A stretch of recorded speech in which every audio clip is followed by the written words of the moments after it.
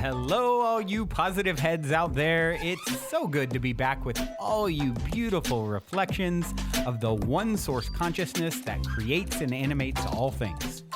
If you're new to this podcast, of course, we are super happy to have you here, and we just ask that you bring an open mind and heart to your listening experience and to be prepared to explore vantage points that I'm convinced will help shift or solidify your current understanding of the ultimate nature of reality in a way that is extremely empowering. Speaking of exploring powerful perspectives, I would like to gift my book, The Golden Key, Modern Alchemy to Unlock Infinite Abundance to you at goldenkey.gift, where you can get the audio or ebook as my gift to you by using the code POSITIVEHEAD at checkout.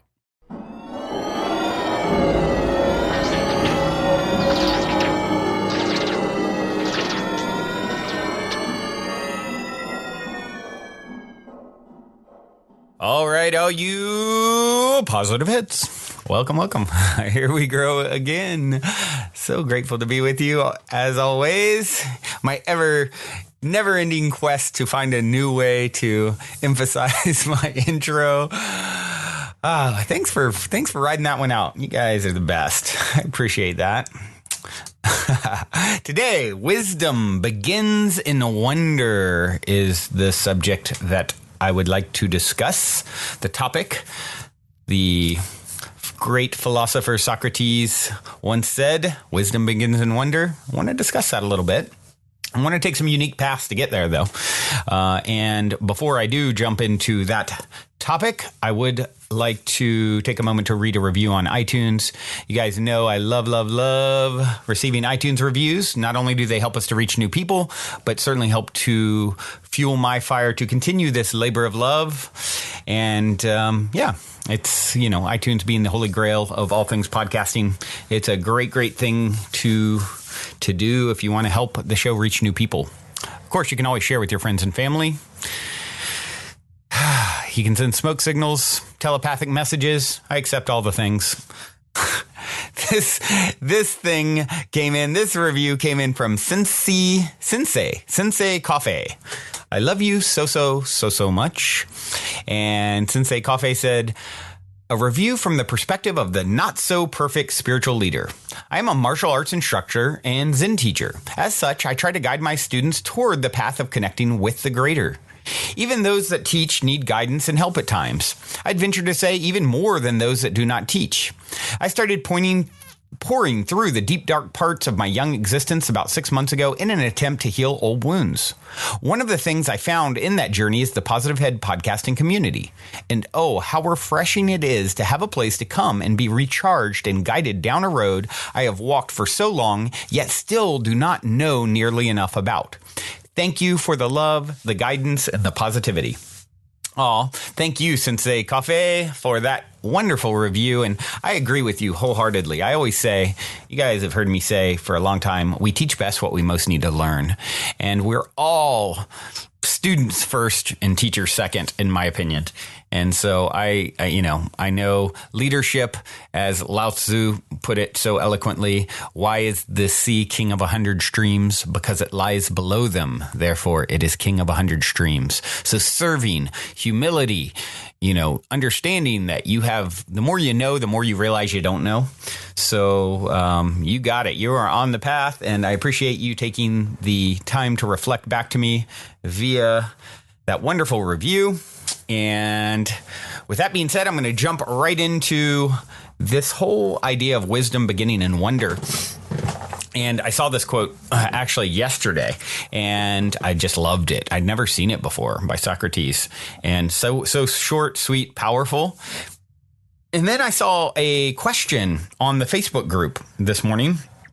And wisdom begins in wonder popped in my head, and in combination, in sort of my internal answer, because of course, anytime I read a question, my brain instantly starts going with the answer, right? Or what I perceive to be the answer, my truth, my perspective on the answer.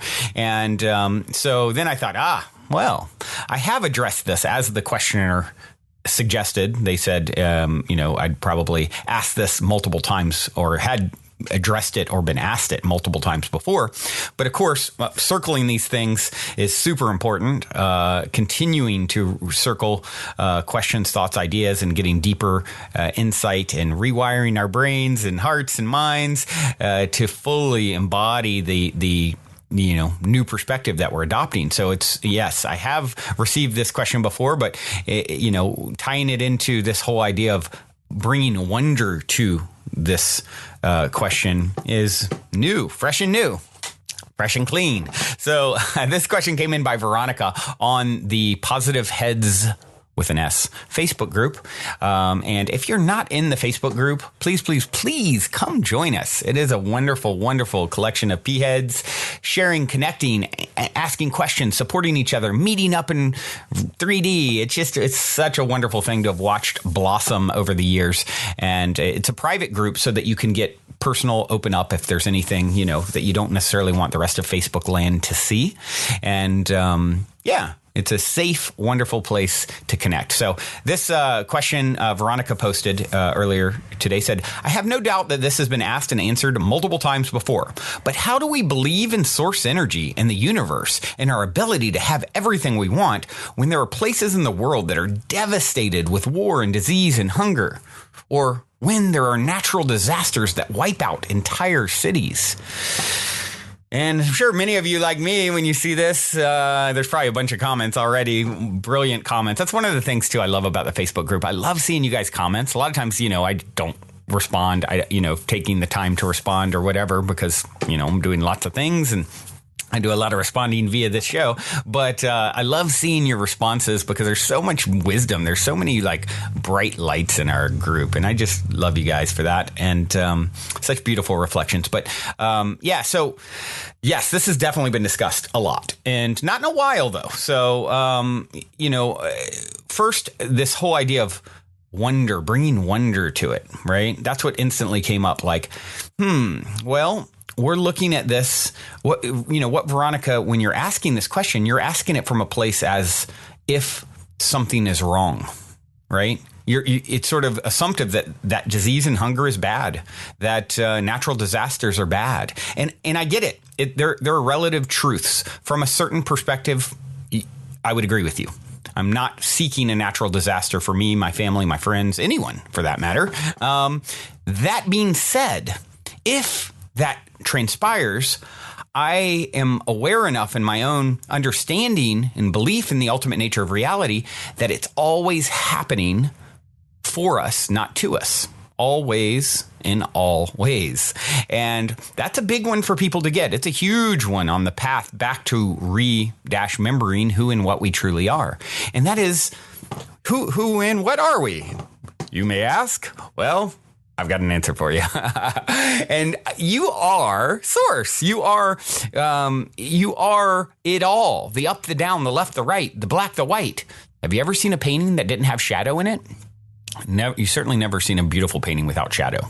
And that's because the light needs the dark. The up needs the down. When you're an eternal being that's always been and always will be, right? You get pretty tired eating bonbons and floating in nothing but clouds and quote unquote goodness for eternity, right? Eternity's a long time.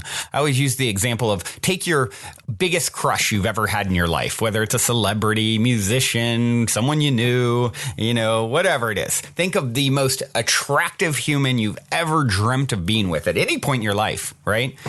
Now, imagine being with that person, and that's a pretty good certainly at the time it was the huge crush in your life, right? It's I think back to the cover of my sister had the record. This is going way back. I was like a little kid, little boy, like 5 years old, and she had the record. She had a Xanadu, which was a movie, actually a magical movie. Some magic in that. I should go back and watch it again. But anyway, on the back of it was Olivia Newton-John.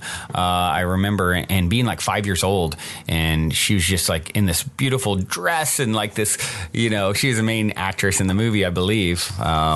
If I haven't seen it, and I don't know, since I was a little kid, but Even then, I think I only saw parts of it. But I just remember looking at the record on the back of this record, and this, beautiful woman. I'm like 5 years old. I'm like, oh, who is that? Like she is, and it was like my first big crush, right? So my 5-year-old self, or whoever it was later at 15 or 20 or whatever, like taking that huge crush and imagining being with them for eternity, right? Now, all of a sudden, it goes from being, just being with them for a little amount of time sounds amazing, right? Being with them for eternity, you talk about getting on your nerves. Anyone, imagine being with anyone, stuck in a box with them for eternity, right?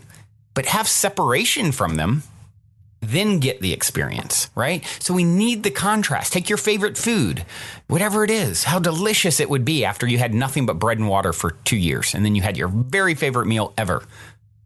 Okay, that meal would probably taste so extraordinary. I remember my brother years ago, he forgot to pay a ticket and he went to jail for a few days. He was like, he's super, super sensitive too. Like he's a cancer, very sensitive individual. And he went to jail, and it was the most traumatic thing ever for a couple days for failing to pay a ticket, right? He had forgotten about, or, in his early 20s, super poor and didn't pay it, whatever it was. It wasn't a big deal what he did, but then they put him in jail, and he was in jail for like a couple days before he got out, and, in the holding area, and he got out, and I remember we got home at like 2 a.m, and I made him a Hot Pocket. And to this day, he says that was the best meal he ever had after spending a few days in jail, and not eating, and this awful experience. And here I am, like his brother who loves him, kind of taking care of him. It was a Hot Pocket, for God's sake.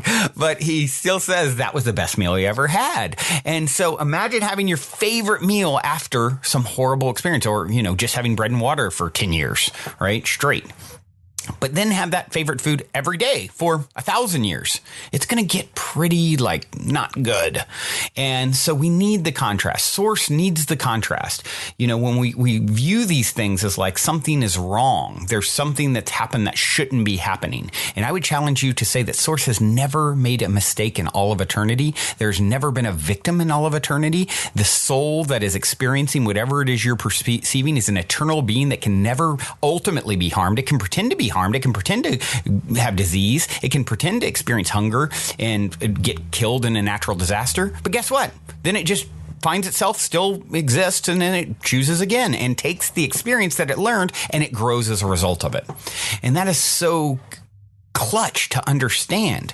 I'm not saying we shouldn't do what we can do to end any of these things, because our souls want to have the experience of ending these things. But that's a relative perspective. From the highest, grandest perspective, it's all in perfect sync and harmony. Everyone is getting exactly what they need to lead them to the next greatest and grandest version of themselves. And they're playing on a timeline that is timeless, no time. And so, we look at it from this limited perspective of this physical finite body. And if it, goes, then, oh my gosh, we've lost it all. And that's just not the case of what's happening. You're actually untouchable from the ultimate perspective. And we have all signed up to go into this crazy adventure journey called, 3D experience. And we wanted to experience it all. The up, the down, the left, the right, the good, the bad, quote unquote, if there were such a thing, right? And so once you understand that, then instead of looking at someone and saying, oh man, it doesn't, like I said, it doesn't mean you won't do what you can to help them, because that's the experience you want to have. And actually that's a natural thing to feel, especially when you understand that they're an extension of you. It's like, oh, that's my whole aim. How do I lift everyone up? Who's ready to come out of dis-ease? Who's ready to, come together and let's create abundance. Let's come back to the light at this time in the journey. There's probably a time at some in eternity where this soul is doing the exact opposite, right? And that's perfect too. So it's wild to think about, right? Imagine me being really doing a podcast called Negative Head in some alternate timeline.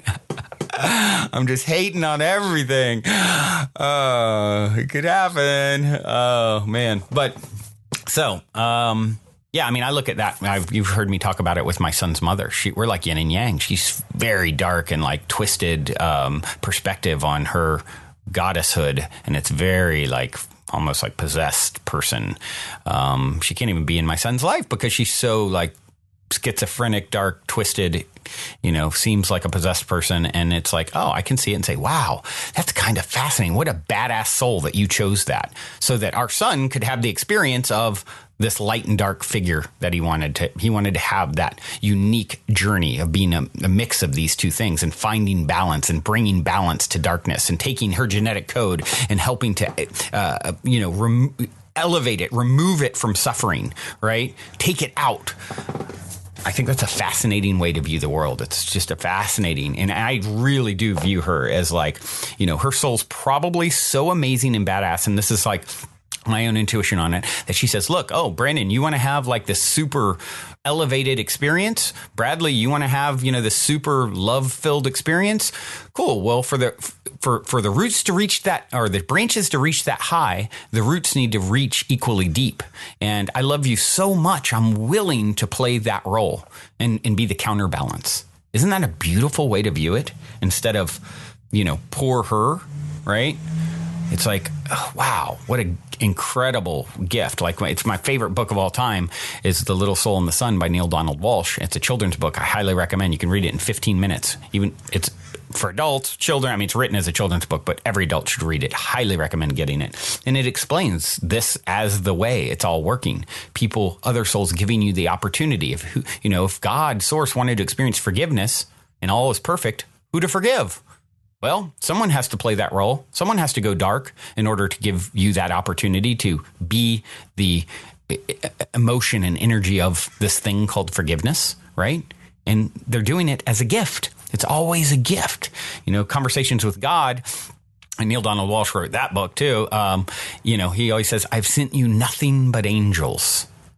And when you understand that, you're really onto something. And, I think of, the book Power vs. Force by David Hawkins, who's passed years back, but it's an incredible book that talks about, one of the big parts of it is the map of consciousness as we sort of go through our understanding of the way reality works, and we level up, so to speak, at our own unique point in the journey back to remembering.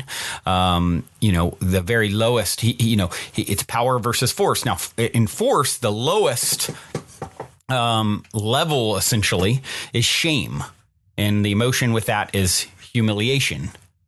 And then once you sort of elevate from shame, you come to guilt, and the emotion is blame. Then you level up a little bit through your human experiences over lifetimes to apathy. The emotion for that is despair. This is still in the red, right? It's in a color chart. It's like still pretty low, right? Then you kind of struggle and learn and experience, and you kind of crawl through the mud. The lotus is coming through the mud. It's grief now. And the emotion without is regret. Now the bud of the lotus is coming just slightly to the surface, and now you're in fear.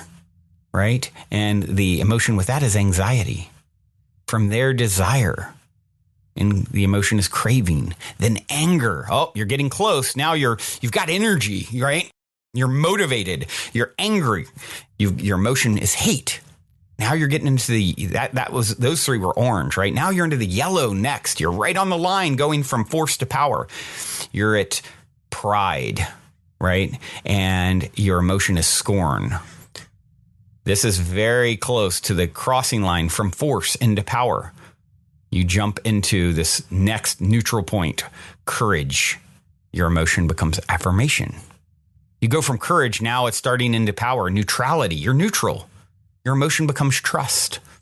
Then you go from neutrality to willingness. Your emotion becomes optimism. Then you go level up to acceptance, and your emotion becomes forgiveness. From acceptance, it's reason next. The emotion is understanding. From reason to love, the emotion is reverence. From love to joy, the emotion is serenity. From joy to peace, the emotion is bliss. From peace to enlightenment, the emotion is ineffable. You can't even explain what it's like to be there. Pure consciousness, God's self, right?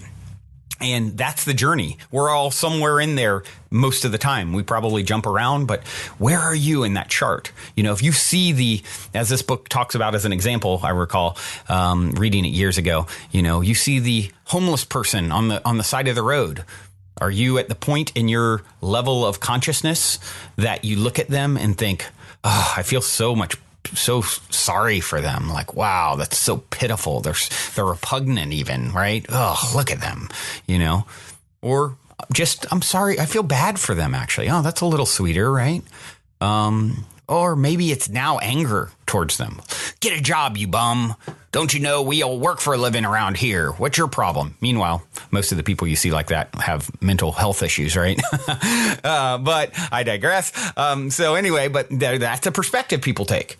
Now, what if you move to, I'm sort of indifferent about it. You're neutral about it. I trust it's happening for some reason. I don't really know exactly what it is, but okay. Oh, what if all of a sudden you weren't going to acceptance or even intrigue? Wow.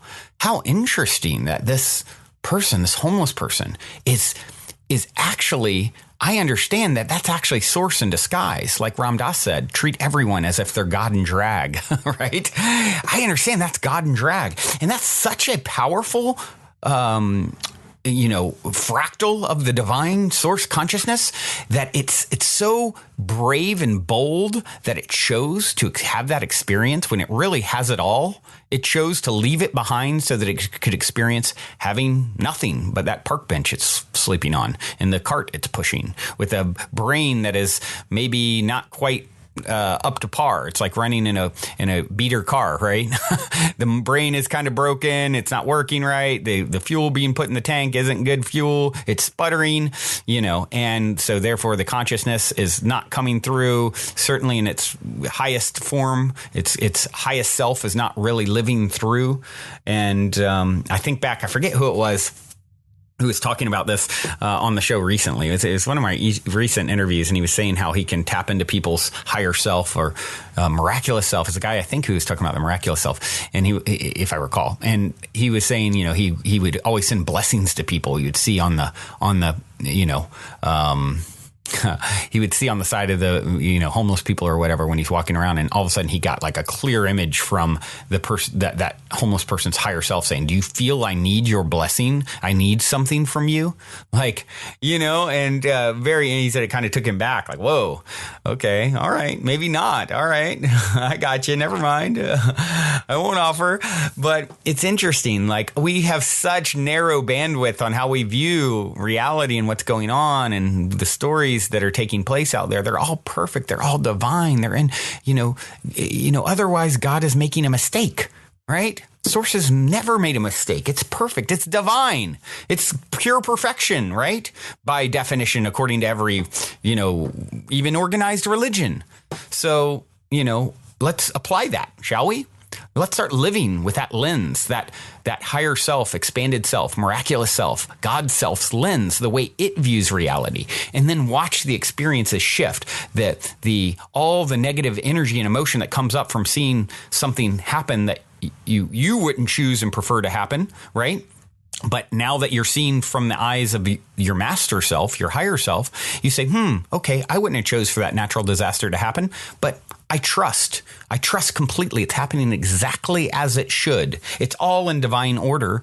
And I embrace whatever shows up because I know it's exactly what's needed for me or anyone who's experiencing whatever they're experiencing to grow into the next greatest, grandest version of their selves.